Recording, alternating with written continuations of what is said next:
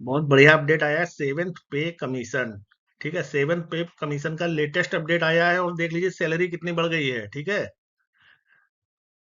इसमें कर्मचारियों के किन भत्तों में इजाफा हुआ है सारा कुछ आपको बताया जाएगा। अब देख लीजिए लेटेस्ट अपडेट है। अगर आप केंद्रीय कर्मचारी हैं, केंद्रीय सरकार के अधीन कार्य करते हैं या केंद्र सरकार की जॉब की तैयारी कर रहे हैं, तो ये जान लीजिए आपकी सैलरी कितनी बढ़ गई है। ठीक है, सेवेंथ पे लेटेस्ट अपडेट है आपके सामने। सरकार ने केंद्रीय कर्मचारियों के डीए हाइक में इजाफा किया है और जनवरी 2024 से लागू भी हो गई है। डीए बढ़ जाने के बाद कर्मचारी की सैलरी भी बढ़ गई है। डीए के साथ कर्मचारियों को मिलने वाले कई भत्ते में भी इजाफा हुआ है। अब ये भत्ते देख लीजिए।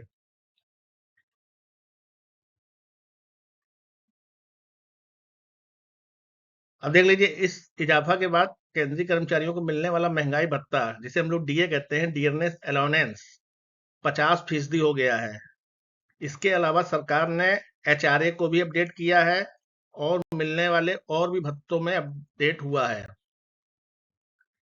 अलाउंस का लाभ कर्मचारी को 31 मार्च में मिल जाएगा। यह भत्ता जनवरी 2024 से लागू भी हो गया है। इसका मतलब है कि अब कर्मचारियों को अब जो सैलरी आएगी उसमें 2 महीने के भत्ते शामिल होंगे। सरकार ने महंगाई भत्ते में 4% का इजाफा किया है, जिसके बाद यह 50% हो गया है। डीए में बढ़ोतरी के बाद एचआरए में 3 to 1% का इजाफा हुआ है। इसके अलावा बाकी अनाउंस में भी सरकार द्वारा इजाफा किए गए हैं। केंद्र सरकार ने डीए के अलावा इन अलाउंस को बढ़ाया है, वो देख लीजिए। आपका HRA, CA, house rent allowance, children education allowance भी बढ़ाए गए हैं। चाइल्ड केयर स्पेशल अलाउंस भी बढ़ाए गए हैं। हॉस्टल सब्सिडी भी बढ़ाई गई है। ट्रांसफर पर टीए जो मिलना था वो भी बढ़ाया गया है। ठीक है, जिन कर्मचारियों का ट्रांसफर होता था उनको जो टीए मिलता था, ट्रेवलिंग अलाउंस, उसको भी बढ़ाया गया है। ग्रेजुटी बढ़ाई गई है। ड्रेस अलाउंस भी बढ़ाया गया है। ठीक है, माइलेज भत्ता भी दिया गया है। जिनके पास बाइक है, कार से ऑफिस आते रहते हैं, उनका माइलेज भत्ता भी बढ़ाया गया है।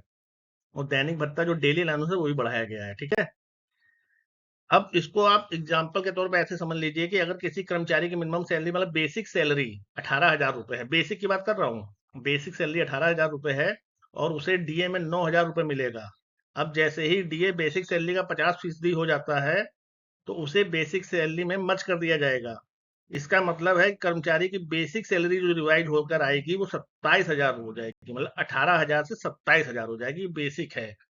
तो सैलरी बहुत बढ़ गई है। आप केंद्र सरकार के कर्मचारी हैं तो आपके लिए कांग्रेचुलेशन, मुबारक हो। और अगर आप केंद्र सरकार की जॉब की तैयारी कर रहे हैं तो तैयारी बढ़िया करिए।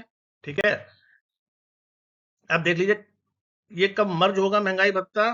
तो महंगाई भत्ता सरकार साल में 2 बार डीए को कैलकुलेट करती है। जनवरी में पहली बार डीए बढ़ाया जाता है और दूसरी बार जुलाई में बढ़ाया जाता है। जनवरी 2024 के लिए मार्च में मंजूरी मिल गई है। अब जुलाई 2024 में डीए को रिवाइज किया जाएगा। जनवरी से जून 2024 के एआईसीपीआई इंडेक्स से महंगाई भत्ते को कैलकुलेट किया जाएगा। इसके बाद कर्मचारी की बेसिक सैलरी में 50% महंगाई भत्ता